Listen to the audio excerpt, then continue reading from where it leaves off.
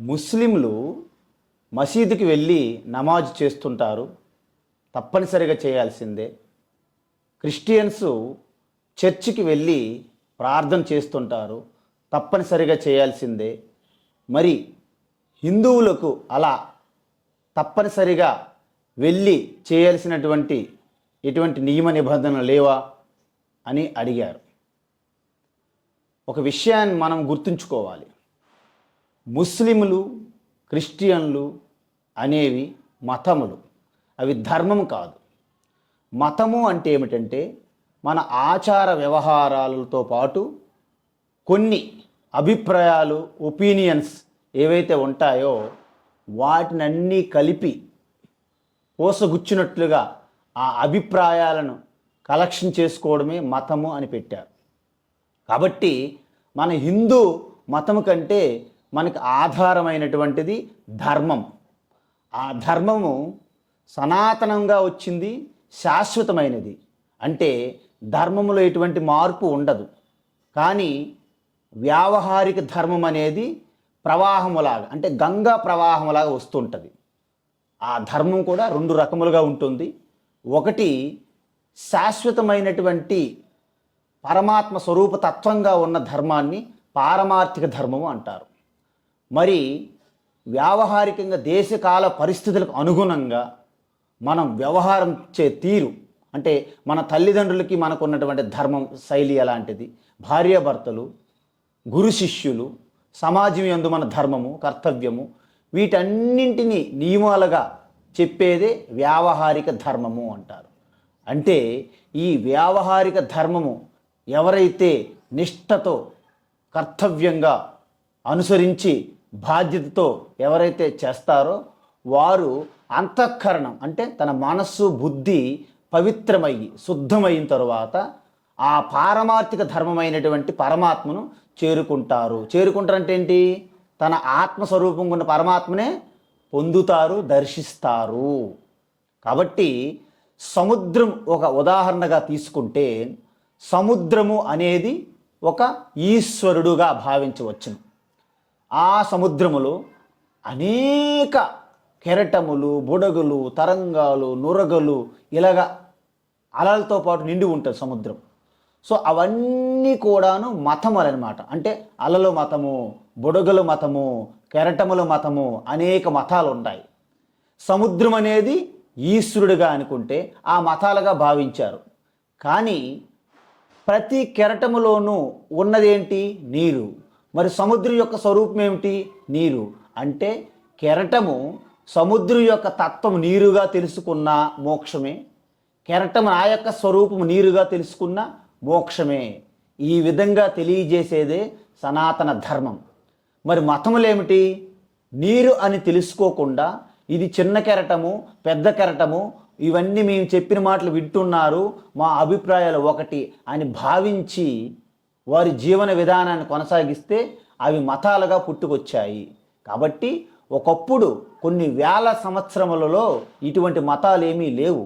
కాబట్టి వారు మతాలు పుట్టుకొచ్చి అవి ఒక సంకుచిత భావం, అంటే పరిచ్ఛిన్నమైనటువంటి న్యారో థింకింగ్, అంటే frog in the well thinking అంటారు. అంటే నూతిలో కప్ప నుయ్యే మహాసముద్రంగా భావించుతున్నట్లే ఈ మతాలు వారు అనేక ప్రాంతాలలో వారు గ్రూపులుగా తయారయ్యి ఆధిపత్యం పోరు, రాజకీయ ధోరణితో, అణిచివేత, దండయాత్రలు, ఇలాంటి పేర్లతో వాళ్ళంతా అంటే ఎటువంటి సంపూర్ణమైనటువంటి ఒక జ్ఞానము, విజ్డమ్ లేదు. కాబట్టి మనుషుల్ని మా అభిప్రాయాల్లోకి మార్చాలి, బలవంతంగా అయినా భయపెట్టైనా అని చేశారు.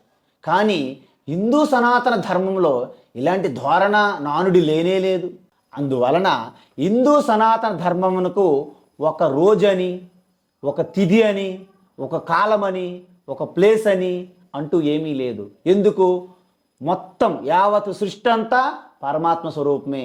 ప్రతి క్షణము బ్రహ్మక్షణమే, ప్రతి క్షణము ఈశ్వర దర్శనమే, ప్రతి కాలము ఈశ్వర దర్శనమే. అందుకే సనాతన ధర్మములో ప్రతి రోజుకి ఒక ప్రాముఖ్యతతో ఏదో ఒక దేవి దేవతకి ముడిపడి ఉన్నట్లు మనం గుర్తిస్తుంటాము.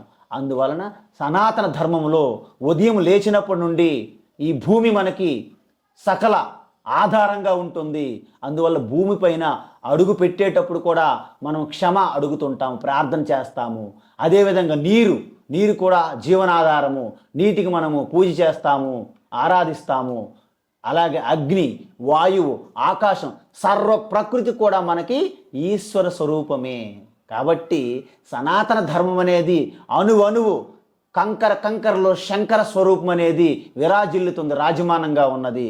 కాబట్టి సకల ప్రాణులకి మనం ఆత్మస్వరూపంగా ఈశ్వర స్వరూపంగా దర్శించడమే అహింసా పరమో ధర్మ. ఈశ్వర సర్వభూతాన హృద్దేశేర్జున తిష్టతి. సకల ప్రాణుల్లో పరమాత్మే ఉన్నది. ఎలా ఉన్నది? పాలులో వెన్నగా ఉన్నట్టు ఉన్నది. డైరెక్ట్గా ప్రతి అణువణువు, ప్రతి ప్రాణులోను, ప్రతి వస్తువులోనూ దర్శిస్తే మీకు ఈ మాంస నేత్రములకు పరమాత్మ దర్శనం కాదు. కానీ పాలులో వెన్న దాగి ఉన్నట్లు ప్రతి అణువణువు కూడా ఉనికిగా, చైతన్యంగా, ఆనందంగా, ప్రేమగా, శాంతిగా ప్రకటమవుతున్నది ఆ పరమాత్మయే. అందువలన ఒకే సూర్యుడు 10 బకెట్లలో నీళ్లు నింపి బకెట్లు పెడితే ఒకే సూర్య ప్రతిబింబము 10 బకెట్లు ఎలా పడుతుందో, ఒకే పరమాత్మ అన్ని ప్రాణుల్లోనూ ఆత్మస్వరూపంగా విరాజిల్లుతున్నది. ఈ తత్వం తెలుసుకున్నవారు మోక్షం పొంది ఆత్మానంద ఆత్మారామ ఆనందరమణగా ఉంటారు. ఈ తత్వం తెలియనటువంటి కొన్ని గ్రూపులు ఆ దేశకాల పరిస్థితుల్లో కొన్ని అభిప్రాయాలు కట్టుకొని వాళ్ళకు అభద్రత కాబట్టి, వాళ్ళకు జనం కావాలి కాబట్టి మతాలు మార్చే విధానం అనే ప్రక్రియని చేపట్టారు.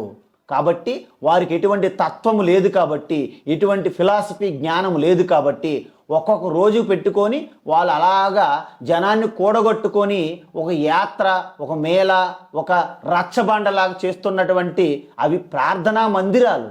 వాటికి ఎటువంటి ఒక ప్రత్యేకమైనటువంటి నిష్ఠా నియమాలేమి ఉండవు. కానీ మన దేవాలయాల్లో ప్రాణ ప్రతిష్ఠ చేస్తారు. అంటే మనము ఒక పసుపు తీసుకున్నా మనకు అది పసుపు ముద్ద కాదు, అది గణేష్ భగవానుగా పూజ చేస్తాం. ఒక సాలగ్రామం తీసుకుంటాం, అది సాలగ్రామం రాయి కాదు, అది సర్వం సృష్టి వ్యాపించున్న విష్ణుగా మనం భావించి పూజ చేస్తాం. ఒక శిలాఖండం తీసుకుంటాం, అది కేవలం శిలాఖండం మాత్రమే కాదు, అండపిండ బ్రహ్మాండం అంతా వ్యాపించున్నటువంటి ఆ శాంత స్వరూపమే శివ పరమాత్మగా మనం పూజిస్తాము. అంటే చెట్టు, రాయి, అసలు ఏ ఆకారమైనా ఏ రూపంలోనైనా మీరు ఎప్పుడైతే పరమాత్మ స్వరూపం దర్శించగలుగుతారో యావత్ బ్రహ్మాండం అంతా ఈశ్వరం. అదే ఈశ్వర దర్శనం. ఆ ఈశ్వర దర్శనమే కనులు తెరిస్తే ప్రకృతి అంతా ఈశ్వర స్వరూపమే, శివశక్తి స్వరూపమే. కనులు మూస్తే ఈ శరీరం, ఇంద్రియం, మనస్సు, బుద్ధి శక్తి అయినప్పుడు ఆత్మస్వరూపమే శివ.